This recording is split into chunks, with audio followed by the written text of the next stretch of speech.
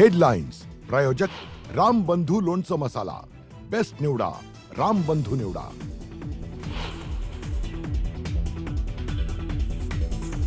मनोज जरांगे पाटलांच्या आंदोलनाच्या पार्श्वभूमीवर विखे पाटील आणि मुख्यमंत्री फडणवीसांची होणार बैठक. मुख्यमंत्र्यांच्या बैठकीनंतर शुक्रवारी विखे पाटील घेणार जरांगेंची भेट.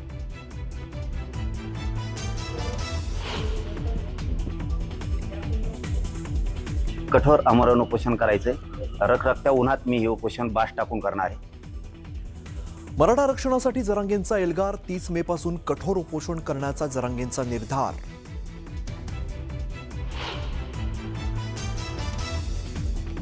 आरक्षण हे गरिबी हटावचं धोरण नाही. ओढून ताणून सामाजिक मागास होऊ शकत नाही. मनोज जरांगेंच्या आंदोलनाच्या इशाऱ्यावरती गुणरत्न सदावर्तेंचा निशाणा. जरांगे आंदोलन भावनिक करत असल्याचाही आरोप.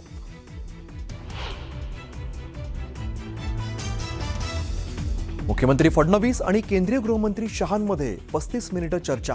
अर्थ खात्याबाबत चर्चा झाल्याची सूत्रांची माहिती. राष्ट्रवादीने केली आहे अर्थ खातं देण्याची मागणी.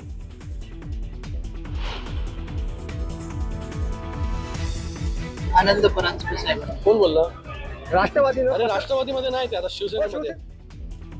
अनंत परांजपेंवरून शिवसेना आणि राष्ट्रवादीत वादाची ठिणगी. परांजपेंना महामंडळ देण्यास विरोध करणाऱ्या राष्ट्रवादी काँग्रेसला श्रीकांत शिंदेंनी सुनावलं.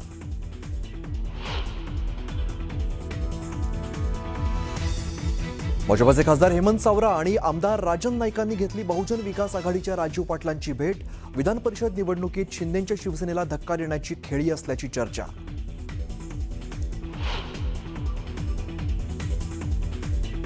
एक बार साल में 2 साल में एक बार मीटर बढ़ता है, 4 बार सीएनजी बढ़ती है. सीएनजी का कोई मतलब ही नहीं है. पेट्रोल डिझेल नंतर सीएनजीची दरवाढ. वाहनधारकांच्या खिशावरती पुन्हा एकदा भार. 15 दिवसात 12 रुपयांनी महागला सीएनजी.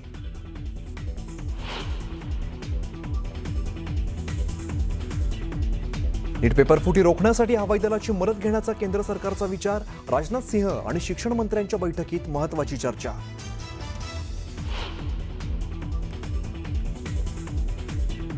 आणि विदर्भात उष्णतेची तीव्र लाट. वर्ध्यात आज राज्यातलं सर्वाधिक तापमान. वर्ध्यामध्ये 46.8 तर नागपूरमध्ये 46.4 अंश सेल्सिअस तापमानाची नोंद.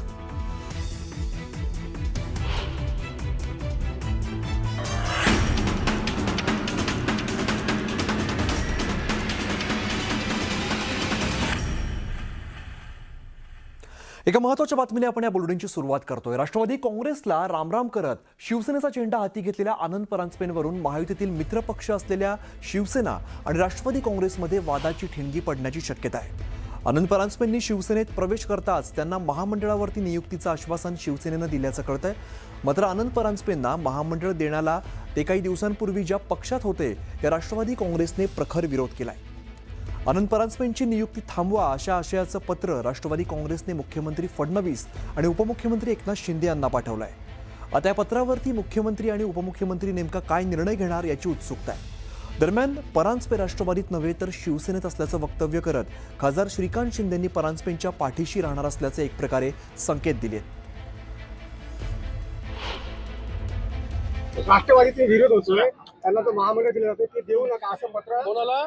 आनंद परांजपे. आनंद परांजपे साहेब कोण बोलला? राष्ट्रवादी अरे राष्ट्रवादीमध्ये नाही ते, आता शिवसेनेमध्ये. दरम्यान मला त्या पत्राबाबत काहीच माहिती नाही. राष्ट्रवादीबाबत कटुता नाही, तो भूतकाळ होता. शिवसेना माझा भविष्यकाळ असल्याचं आनंद परांजपे म्हणालेत.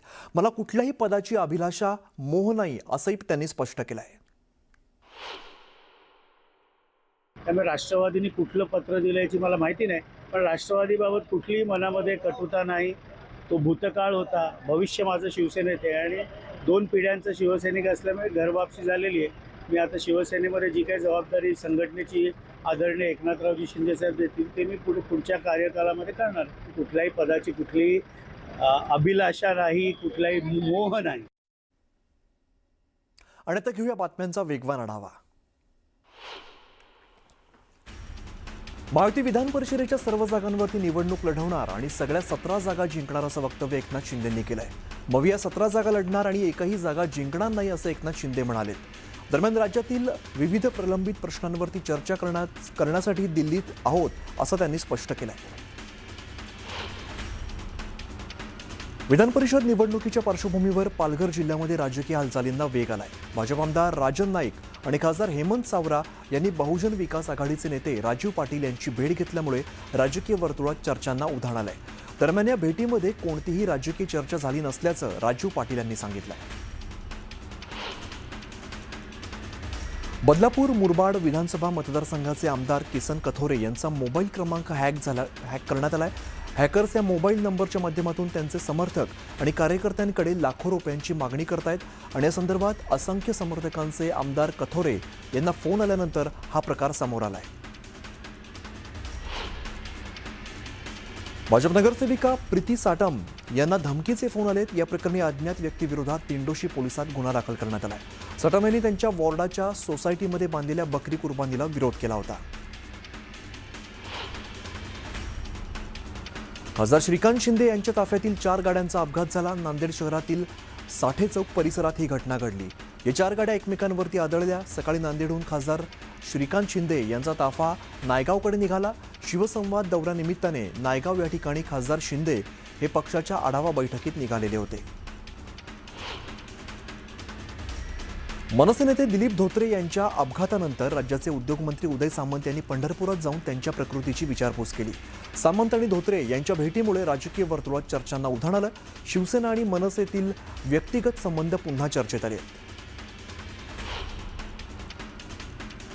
कितीही कडक ऊन असलं तरी सुद्धा रखरखत्या उन्हामध्ये 30 मे पासून अंतरवाली सराटीत उपोषण करणारच, मेलो तरी चालेल असं म्हणत जरांगेंनी पुन्हा एकदा आरक्षणासाठी एल्गार पुकारलाय. जर उष्माघाताने बळी गेला तर सरकार जबाबदार असेल असंही जरांगेंनी म्हटलंय. मला चर्चा नकोय, आरक्षणाची अंमलबजावणी पाहिजे असंही जरांगे म्हणाले. नीट परीक्षेच्या पार्श्वभूमीवर केंद्र सरकार ॲक्शन मोडमध्ये आलंय. संरक्षण मंत्री राजनाथ सिंह यांच्या निवासस्थानी आज महत्त्वाची उच्चस्तरीय बैठक पार पडली.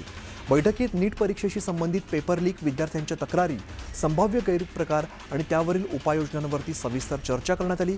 परीक्षा प्रक्रिया पारदर्शक आणि निष्पक्ष ठेवण्यासाठी केंद्र सरकारकडून विविध मंत्रालयामध्ये समन्वय वाढवला जात असल्याची माहिती सूत्रांनी दिली आहे. नीट पेपरफुटी प्रकरणातील आरोपी मनीषा हवालदार आणि मनीषा मांढरेच्या बँक खात्यांची सीबीआयकडून चौकशी करण्यात आली. या प्रकरणामध्ये दोन्ही मनीषांमध्ये अनेक व्यवहार झाल्याची माहिती समोर आली आणि हवालदारच्या पतीचं बँक खातंही आता रडारवरती आलंय. नीट पेपरफुटी तपासात सीबीआयने बँकेत धडक दिली. गंजगोलाई आणि बार्शी रोड परिसरात एका खासगी बँकेतील लॉकरची सीबीआयकडून चौकशी करण्यात आल्याची माहिती समोर आली आहे. अटकेत असलेला शिवराज मोटेगावकर आणि त्याच्या कुटुंबियांच्या लॉकरची तपास यंत्रणांकडून पडताळणी सुरू असल्याची चर्चा आहे. नीट पेपरफुटी प्रकरणाच्या तपासात आता नवे धागेदोरे समोर येत आहेत. सीबीआयच्या तपासाचा फोकस काही कथित गुप्त वर्गांवरती केंद्रित झाला असून रसायनशास्त्राचे निवृत्त शिक्षक PV कुलकर्णी हे लातूरमधील डॉक्टर शिरूर यांच्या घरी निवडक विद्यार्थ्यांचे विशेष वर्ग घेत असल्याचा संशय व्यक्त केला जातोय. मराठी पाट्यांसंदर्भात मुंबई महापालिकेने धडक मोहीम सुरू केली आहे. 14 ते 27 मे दरम्यान पालिकेकडून 33,757 दुकानांची पाहणी करण्यात आली. यामध्ये 26,292 दुकानांवरती मराठी नामफलक आढळून आले तर मराठी पाट्या नसलेल्या 1,023 आस्थापनांना नोटीस बजावण्यात आल्या.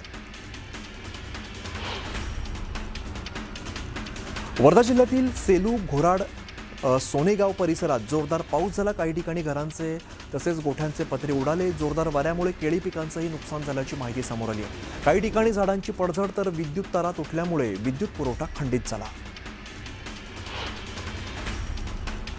अमरावती जिल्ह्यात मान्सूनपूर्व पावसाने जोरदार हजेरी लावली. शहरासह जिल्ह्यामध्ये वादळी वाऱ्यासह पाऊस झाला. ब्राह्मणवाडा आणि रेवसा परिसरात गारपीट देखील झाली. उष्णतेने त्रस्त झालेल्या नागरिकांना या पावसामुळे मोठा दिलासा मिळाला. वातावरणात गारवा निर्माण झालाय.